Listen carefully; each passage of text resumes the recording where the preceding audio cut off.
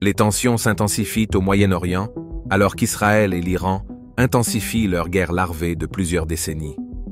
Au milieu du conflit à Gaza, un nouvel acteur émerge, symbole de l'engagement inébranlable d'Israël envers la souveraineté et la sécurité dans une région agitée depuis des décennies. Les forces se rassemblent, laissant la Méditerranée orientale en suspens. À mesure que les hostilités atteignent de nouveaux sommets, un nouveau sous-marin, provenant d'Allemagne, porte une promesse sinistre, défiant l'équilibre des pouvoirs. La dernière addition d'Israël, silencieuse sous les vagues azur, détient une capacité significative non divulguée, marquant un moment pivot dans ce domaine de la défense maritime. Que signifie le déploiement par Israël d'un nouveau sous-marin en Méditerranée orientale pour une région déjà tendue? Comment l'introduction d'un sous-marin aux capacités non divulguées peut-elle influencer la guerre larvée en cours entre Israël et l'Iran? Rejoignez-nous pour examiner en détail le dangereux sous-marin nucléaire que vient de révéler Israël. Dans l'immensité des forces navales mondiales, une impressionnante flotte de 400 à 450 sous-marins non nucléaires patrouille silencieusement les océans du monde. Ces sous-marins, principalement propulsés par des moteurs diesel électriques, servent d'atouts polyvalents pour la défense côtière, la collecte de renseignements et les opérations navales conventionnelles.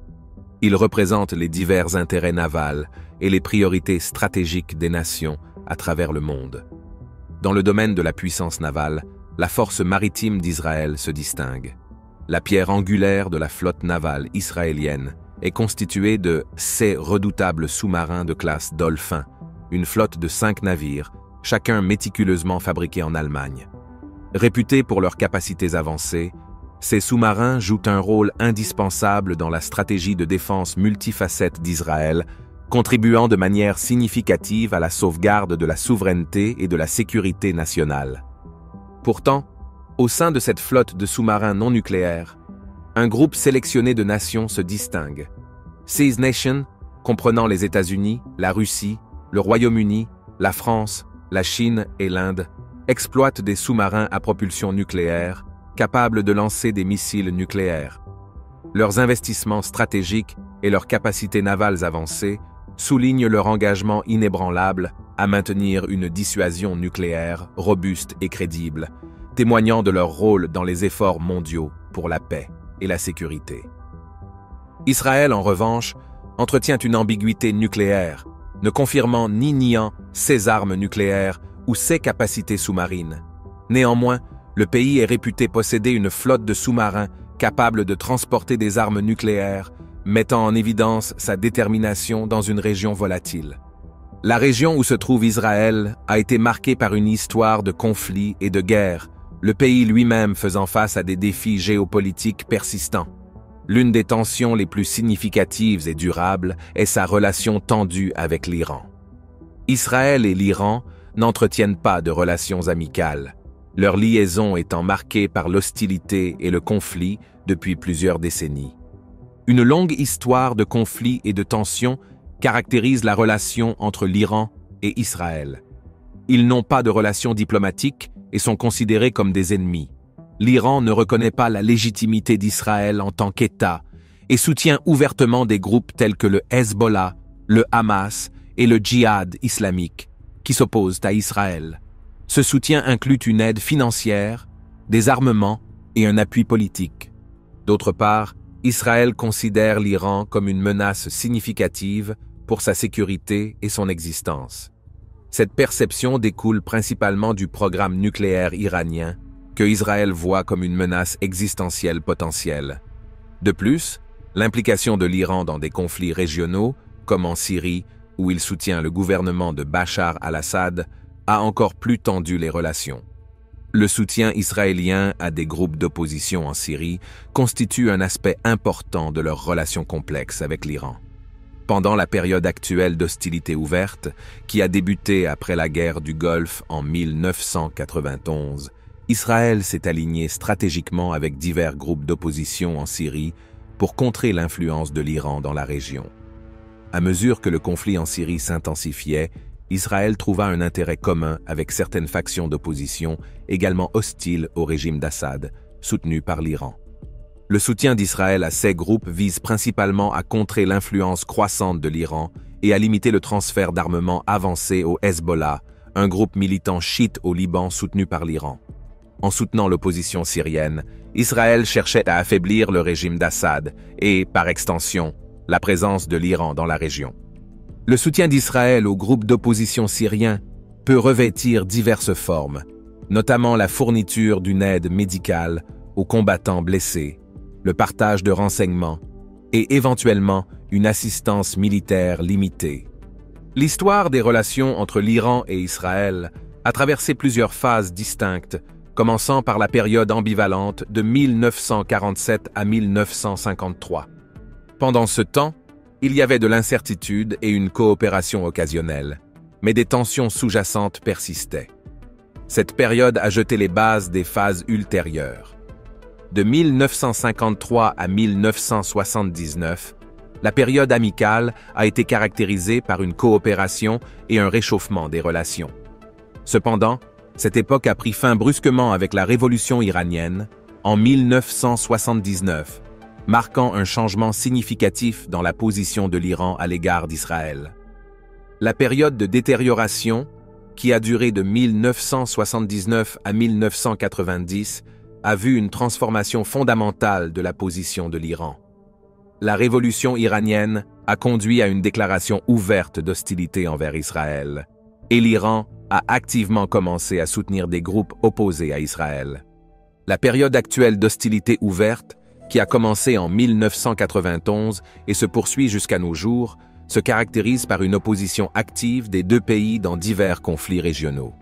Le soutien d'Israël aux groupes d'opposition syriens fait partie de sa stratégie globale pour contrer l'influence de l'Iran. Les tensions croissantes entre Israël et l'Iran ont déclenché des développements significatifs dans les capacités de défense d'Israël. Un de ces développements qui a attiré une attention considérable tant de la part de la communauté navale que du public est la construction d'un nouveau sous-marin en Allemagne. Ce sous-marin suscite beaucoup d'agitation en raison de ses caractéristiques distinctives et de ses capacités anticipées. Au cœur de la fascination pour ce nouveau sous-marin se trouve son gouvernail exceptionnellement grand, une structure imposante qui s'élève de la coque du navire. On s'attend à ce que ce navire abrite une technologie et un armement de pointe en faisant une addition redoutable à l'arsenal naval d'Israël. Le sous-marin, judicieusement nommé le futur INS Dracon, est sur le point de bouleverser les dynamiques de sécurité de la région. Le dévoilement du futur INS Dracon sert de symbole tangible de l'engagement d'Israël à assurer sa sécurité nationale dans une région volatile. Sa technologie avancée et ses capacités nucléaires potentielles soulignent la gravité avec laquelle Israël considère sa défense face à des menaces complexes et évolutives. La communauté internationale observe de près ces développements, car ils ont le potentiel de remodeler l'équilibre régional du pouvoir, d'influencer les négociations diplomatiques et les considérations stratégiques dans la région. Le sous-marin Dracon, lors de sa cérémonie de lancement à Kiel, en Allemagne, a captivé l'imagination de la communauté navale et du public. Cela marque une étape significative dans les capacités navales d'Israël, en particulier compte tenu des caractéristiques uniques de ce navire.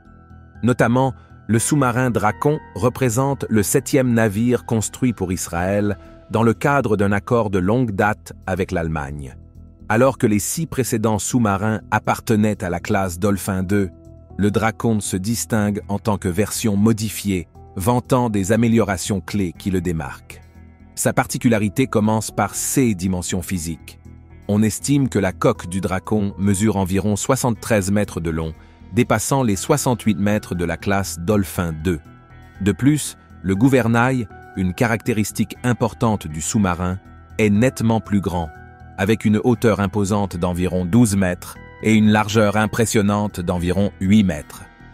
Cependant, ces changements dimensionnels ne sont pas de simples modifications esthétiques.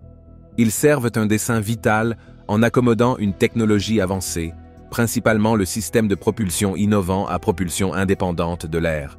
Ce système permet aux sous-marins Dracon de rester immergés et opérationnels pendant des durées considérablement prolongées, sans émerger ni dépendre de l'énergie nucléaire. Le système AIP fonctionne en utilisant des piles à combustible pour générer de l'électricité à partir d'une combinaison d'hydrogène et d'oxygène, tous deux stockés dans des réservoirs spécialement conçus à l'intérieur de la structure du sous-marin. Cette technologie révolutionnaire améliore l'endurance opérationnelle du navire et offre un avantage distinct en matière de discrétion et de réduction de la signature acoustique. Pourtant, ce qui a attiré le plus d'attention et de spéculation concernant le sous-marin Draken est sa capacité potentielle à transporter et à lancer des missiles de croisière à tête nucléaire directement depuis son gouvernail. Cette caractéristique intrigante a stimulé l'imagination d'experts et d'analystes tels que Heiseton, un spécialiste renommé des sous-marins, et Mateusz Smik, un analyste naval respecté. Leurs analyses, basées sur des photos et des informations disponibles, suggèrent que le vaste gouvernail du Draken pourrait abriter des tubes de lancement verticaux pour des missiles de croisière, une configuration similaire à celle de certains sous-marins russes. Si cela est confirmé, la capacité de lancer des missiles de croisière à tête nucléaire depuis le gouvernail du sous-marin marquerait un tournant dans les capacités navales d'Israël. Un tel développement renforce la profondeur stratégique et la flexibilité d'Israël dans sa posture de dissuasion. Ces missiles de croisière sont connus pour leur précision et leur capacité à suivre des trajectoires complexes, augmentant leur précision et les rendant difficiles à intercepter. La présence potentielle d'un tel système à bord du Draken pourrait renforcer considérablement la sécurité nationale d'Israël, envoyant un signal fort aux adversaires potentiels. La classe Drakon attire l'attention pour un changement significatif par rapport à ses prédécesseurs, en ce qui concerne la conception et le stockage des missiles.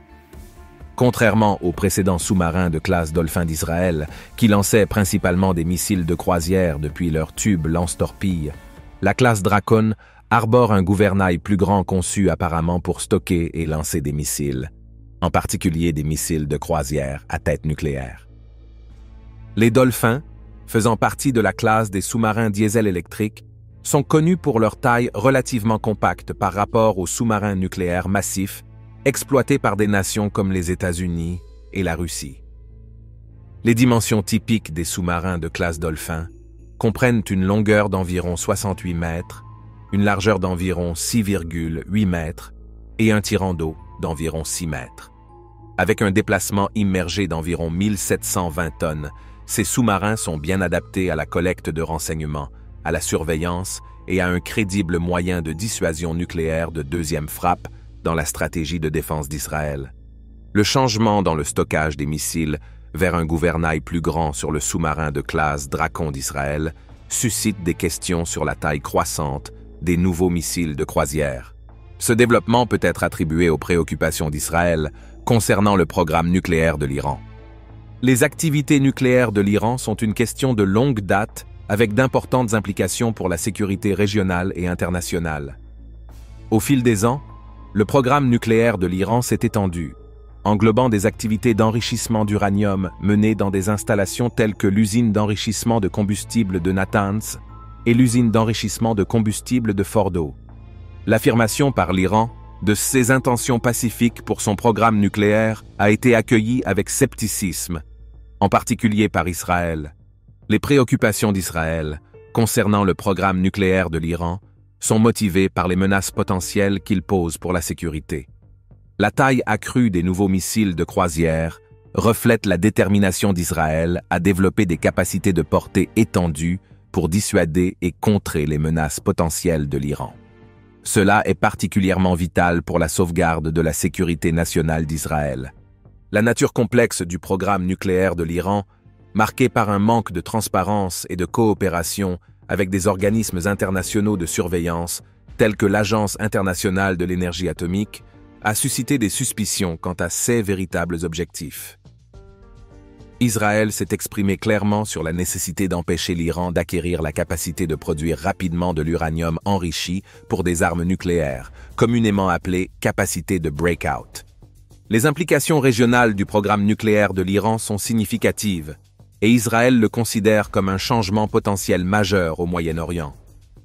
Ces préoccupations ont conduit Israël à se concentrer stratégiquement sur le développement de missiles de croisière à plus longue portée qui peuvent servir de puissants moyens de dissuasion face aux défis de sécurité évolutifs dans la région. Israël poursuit activement l'amélioration de ses actifs navals, se concentrant spécifiquement sur l'équipement de ses sous-marins et plateformes navales de missiles de croisière capables de frapper des cibles à des distances étendues. Dans cette démarche, la variante Block 4 du missile Tomahawk, connue pour son utilisation généralisée, offre une portée d'environ 900 miles. Cependant, les besoins stratégiques d'Israël exigent des missiles de croisière avec une portée encore plus grande, jusqu'à 1700 miles. Compte tenu de la dynamique géographique complexe de la région, cette portée étendue revêt une importance primordiale. Positionné au large de la côte d'Israël en mer Méditerranée, un missile de croisière avec une telle portée peut efficacement atteindre n'importe quel coin de l'Iran. Cette capacité stratégique sert un double objectif. En tant que dissuasion redoutable, elle souligne la détermination d'Israël à sauvegarder sa souveraineté et sa sécurité nationale, tout en veillant à ce que les menaces potentielles puissent être traitées de manière proactive à une distance sûre. La transition vers des missiles de croisière plus grands et le système de stockage innovant basé sur le gouvernail reflètent un changement significatif dans le paysage stratégique du Moyen-Orient. Les mesures proactives d'Israël visant à renforcer sa posture de défense face aux défis régionaux dynamiques et complexes démontrent son engagement à s'adapter à l'environnement de sécurité en constante évolution. Cette approche garantit qu'Israël reste bien préparé et équipé pour faire face aux menaces émergentes et protéger efficacement ses intérêts dans la région. Le déploiement potentiel de missiles de croisière à partir du sous-marin de classe Dracon d'Israël introduit une dimension nouvelle et complexe dans la stratégie de défense nationale du pays, centrée principalement autour de la prétendue présence d'armes nucléaires dans son arsenal. Des experts tels que Hy Sutton et Mateusz Smik ont suggéré que ces missiles de croisière, susceptibles d'être lancés depuis le gouvernail du sous-marin, pourraient être à tête nucléaire, introduisant un niveau accru de complexité et de profondeur stratégique aux capacités de dissuasion d'Israël. L'arsenal nucléaire d'Israël, bien qu'officiellement non confirmé, est estimé à environ 80 à 90 têtes nucléaires. Cette doctrine d'ambiguïté nucléaire a longtemps servi de pivot dans la politique de sécurité nationale d'Israël, conçue délibérément comme une puissante dissuasion contre les adversaires dans la région. La perspective de déployer des missiles de croisière à tête nucléaire depuis le sous-marin Draken augmente significativement cette posture dissuasive. Ces missiles de croisière se caractérisent par leur précision et leur polyvalence, les rendant encore plus redoutables en tant que composants de la stratégie de défense d'Israël. Israël s'est forgé une réputation en développant divers systèmes de livraison pour ses armes nucléaires, comprenant des avions, des missiles balistiques et des sous-marins. L'aspect unique des missiles de croisière prêts à être lancés depuis le Draken réside dans leur écart par rapport aux liens conventionnels entre les armements nucléaires et les missiles balistiques. Alors que les missiles balistiques suivent une trajectoire parabolique, montant à de grandes altitudes avant de descendre sur leur cible, les missiles de croisière opèrent à basse altitude, suivant une trajectoire de volume plus complexe. Cette caractéristique accroît leur capacité à échapper à la détection radar et au système d'interception. Leur profil à basse altitude, combiné à la flexibilité de modifier leur trajectoire en volume, renforce leur nature évasive et leur adaptabilité pour le ciblage précis dans divers scénarios. De plus, la méthode par laquelle ces missiles de croisière sont lancés représente un départ significatif par rapport au protocole traditionnel de lancement de sous-marins. Au lieu d'éjecter les missiles depuis une position immergée en utilisant la pression de l'eau ou du gaz, le sous-marin Draken utilise un moteur de propulseur à fusée innovant pour le lancement. Cette technique de lancement de pointe propulse le missile vers le haut jusqu'à ce qu'il atteigne une distance sûre du sous-marin. Ensuite, le moteur de propulseur à fusée se détache gracieusement et descend dans la mer, tandis que le missile de croisière passe sans heurts à l'utilisation de ces moteurs à turbine embarqués pour maintenir sa trajectoire vers la cible prévue, le tout à des vitesses subsoniques. Tout au long de ce parcours, Les ailerons de manœuvre sur le corps du missile améliorent ses capacités de navigation et manœuvrent habilement autour d'obstacles potentiels. Cette procédure de lancement distinctive souligne non seulement la sophistication technologique du sous-marin Draken, mais reflète également la profondeur de l'engagement d'Israël à maintenir sa sécurité et à dissuader efficacement les adversaires potentiels. La capacité de lancer des missiles de croisière à tête nucléaire à partir de ce navire de pointe introduit une variable stratégique nouvelle et redoutable dans le paysage de la sécurité régionale. Les implications de cette capacité se propagent bien au-delà des frontières immédiates d'Israël, façonnant le calcul des acteurs régionaux et soulignant l'engagement de la nation à préserver ses intérêts de sécurité dans une arène géopolitique en constante évolution. Bien qu'Israël ne soit peut-être pas enclin à lancer une frappe préventive contre l'Iran, l'impératif demeure d'avoir une capacité robuste pour répondre efficacement. Cette préparation est cruciale pour garantir que les installations nucléaires iraniennes et la menace potentielle d'armes nucléaires soient à portée de frappe des actifs militaires d'Israël, dissuadant ainsi les actions hostiles et protégeant sa sécurité nationale. Pour répondre à ces impératifs, Israël s'est lancé dans un parcours de développement et de déploiement d'une myriade de stratégies militaires et de technologies de pointe. Un composant central de cette approche multiforme tourne autour du développement de missiles de croisière à portée étendue. Contrairement aux missiles de croisière classiques, tels que le Tomahawk, ces variantes avancées sont conçues pour transporter des quantités plus importantes de carburant d'avion, couvrant efficacement les distances substantielles nécessaires pour atteindre des cibles iraniennes spécifiques. La quête d'une capacité de carburant étendue dans ces missiles de croisière a inévitablement conduit à une augmentation de leur taille physique. Ainsi, les lancers depuis les tubes lance-torpilles, couramment utilisés pour le déploiement des missiles de croisière sur les sous-marins, devient impraticable. Ce changement technologique signifie la détermination d'Israël à renforcer sa défense avec des actifs militaires de nouvelle génération. La stratégie de défense globale d'Israël est un témoignage de sa puissance militaire et de son engagement à maintenir une posture de sécurité robuste dans une région volatile. Cette stratégie multiforme met en avant la diversité et la sophistication de ses forces armées, assurant que la nation peut répondre efficacement à divers défis sécuritaires. En plus de l'accent sur les missiles de croisière avancés, les capacités de dissuasion nucléaire d'Israël sont stratégiquement dispersées à travers différentes branches de son armée.